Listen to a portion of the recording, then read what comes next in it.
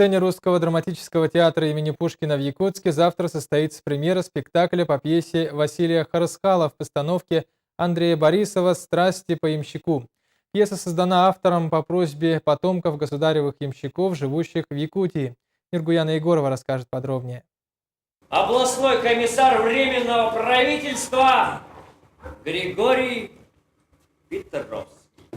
А так... Может быть, кончиком вот этого. Или платок, хорошо лучше платок-то. Черный платок у него, черный.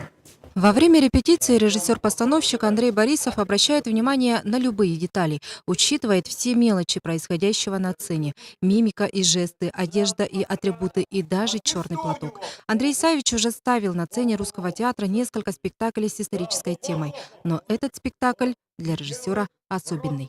История ямщикского рода, у которого нет перевода, она очень актуальна сегодня, потому что это культура. За ямщиками стоит русская культура. Культура казаков, культура ямщиков, пашенная культура, земледельцев. И удивительно, что у нас в Якутии вот ямщикская энергия, ямщикская культура, она сохранилась. А все начиналось на сцене Русского театра со спектакля «Созвездие Марии». После доклада капитана первого ранга Витуса Беринга об экспедиции правительство имело полное представление о северо-востоке России. И в 1732 году вышел указ о второй Камчатской экспедиции. Было дано задание организовать почтовое сообщение. Но февральская революция прервала эту связь. Останавливается действие царского почтового тракта. Иркутск.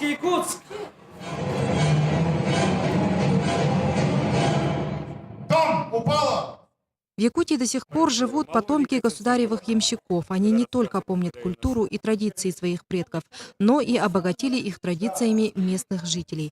Пьеса – это история двух народов с разными культурами и языками, но одно историческое пространство объединило их. Эта тема весьма актуальна и сегодня. Тебе вот так делать тоже невыразительно.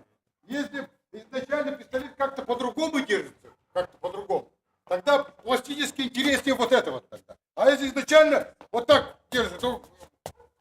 Долгожданная премьера состоится завтра. Первыми оценят спектакль якутяне. И от того, как они воспримут его, зависит будущее постановки. Если пьеса будет тепло принята зрителям, то историю о ямщиках представят более широкой публике.